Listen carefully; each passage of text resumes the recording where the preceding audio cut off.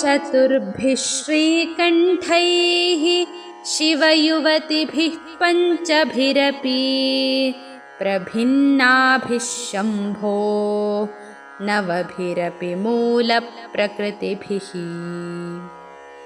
चतुश्चत्वारिंशत् वसुदलकलाशत्रिवलयत्रिरेखाभिः सार्धं तव शरणकोणाः ಪರಿಣತಾಃ. 4 ಶಿವಚಕ್ರಗಳು, ಇವುಗಳಿಗಿಂತ ಭಿನ್ನವಾದ 5 ಶಕ್ತಿ ಚಕ್ರಗಳು, ಈ 9 ಮೂಲ ಪ್ರಕೃತಿಗಳಿಂದಲೂ, ಅಷ್ಟದಳಗಳನ್ನು ಮತ್ತು ಷೋಡಶ ದಳಗಳುಳ್ಳ 2 ಪದ್ಮಗಳಿಂದಲೂ, 3 ಮೇಖಲೆಗಳಿಂದಲೂ, 3 ಭೂಪುರಗಳಿಂದಲೂ ನಿನ್ನ ವಾಸಸ್ಥಾನವಾದ ಶ್ರೀಚಕ್ರವು 44 ಕೋಣಗಳಿಂದ ಪರಿಣಿತವಾಗಿದೆ. ತ್ವದೀಯಂ ಸೌಂದರ್ಯಂ ತುಹಿನಗಿರಿಕನ್ಯೇ ತುಲಹಿತುಂ ಕವೀಂದ್ರಾಃ ಕಲ್ಪಂತೆ ಕಥಮಪಿ ವಿರಿಂಚಿಃ ಪ್ರಭೃತಯಃ. ಯದಾ ಲೋಕೌಸ್ತುಕ್ಯಾತ್ ಅಮರಲಲನಾಯಾಂತಿ ಮನಸಾ ತಪೋಭಿರ್ದೃಷ್ಪ್ರಾಪಾಂ ಅಪಿ ಗಿರಿಶಾಸಾಯುಜ್ಯ ಪದವೀಂ. ಹಿಮಗಿರಿಸುತ್ತೆ, ನಿನ್ನ ಸೊಬಗನ್ನು ವರ್ಣಿಸುವುದಕ್ಕೆ ಬ್ರಹ್ಮನೇ ಮೊದಲಾದ ಕವೀಶ್ವರರೂ ಕೂಡ ಹೇಗಾದರೂ ಸಮರ್ಥರಾಗಿರುವರೆ. ಊರ್ವಶಿ, ತಿಲೋತ್ತಮ ಮೊದಲಾದ ಅಮರ ಲಲನೆಯರೂ ನಿನ್ನ ಸೊಬಗನ್ನು ನೋಡಬೇಕೆಂಬ ಔತ್ಸುಕ್ಯದಿಂದ ತಪಸ್ಸುಗಳ ಮೂಲಕವೂ ಹೊಂದಲು ಅಸಾಧ್ಯವಾದ ಶಿವನ ಸಾಯುಜ್ಯ ಪದವಿಯನ್ನು ಮನಸ್ಸಿನಿಂದ ಹೊಂದುವರು.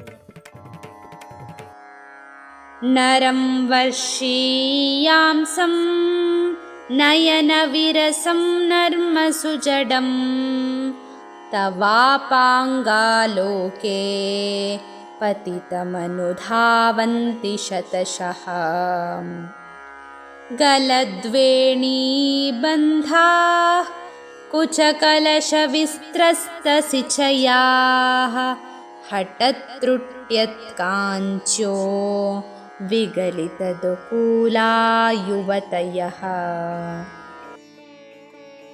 ಭಗವತಿ, ಅತಿ ವೃದ್ಧನೂ ಕುರುಡನೂ ರತಿಕಲೆಗಳಲ್ಲಿ ಮೂಢನೂ ಆದ ಮನುಷ್ಯನು ನಿನ್ನ ಕಟಾಕ್ಷಕ್ಕೆ ಪಾತ್ರನಾದರೆ ಅವನನ್ನು ಯುವತಿಯರು ಜಡೆಗಳು ಬಿಚ್ಚಿ ಹೋಗುತ್ತಿದ್ದರೂ, ಸೆರಗುಗಳು ಜಾರಿ ಬೀಳುತ್ತಿದ್ದರೂ, ಓಡ್ಯಾಣಗಳು ಕಿತ್ತು ಹೋಗುತ್ತಿದ್ದರೂ, ಪಟ್ಟೆ ಸೀರೆಗಳ ನೀರು ಜಾರಿ ಹೋಗುತ್ತಿದ್ದರೂ ಹಿಂಬಾಲಿಸುತ್ತಾರೆ.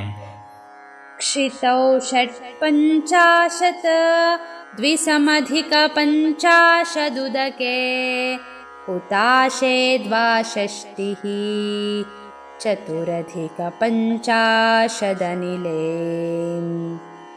ದಿವಿ ದ್ವಿಷಟ್ತ್ರಿಂಶತ್ ಮನಸಿ ಚತುಷ್ಷಷ್ಟಿರಿತಿಯೇ ಮಯೂಕಾಸ್ತೇಷಾಮಪ್ಯುಪರಿ ತವ ಪಾದಾಂಬುಜಯುಗಂ.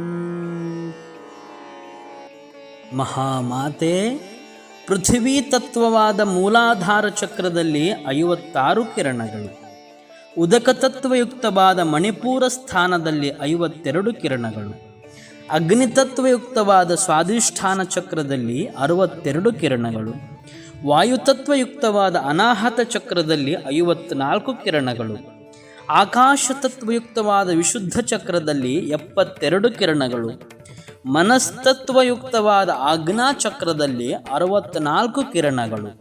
ಹೀಗೆ ಷಟ್ಚಕ್ರಗಳಲ್ಲಿರುವ 360 ಕಿರಣಗಳ ಮೇಲೆ ಸಹಸ್ರದಳ, ಮಧ್ಯವರ್ತಿ, ಚಂದ್ರಬಿಂಬ ಸ್ವರೂಪದ ಬೈಂದವವೆಂದು ಪ್ರಸಿದ್ಧವಾದ ಸುಧಾ ಸಿಂಧುವಿನಲ್ಲಿ ನಿನ್ನ ಅಡಿದಾವರೆಗಳು ಇರುವವು. ಮಹಾಮಾತೆ, ಶರಜ್ಯೋತ್ಸ್ನಾ ಶುದ್ಧಾಂ ಶಶಿಯುತ ಜಟಾಜೂಟಮಕುಟಾಂ ವರತ್ರಾಸತ್ರಾಣಸ್ಫಟಿಕಘಟಿಕಾ ಪುಸ್ತಕಕರಾಂ ಸಕೃನ್ನತ್ವಾ ನತ್ವಾ ಕಥಮಿವ ಸತಾಂ ಸನ್ನಿದಧತೆ ಮಧುಕ್ಷೀರದ್ರಾಕ್ಷ ಮಧುರಿ ಮಧುರೀಣಾ ಫಣಿತಯಃ.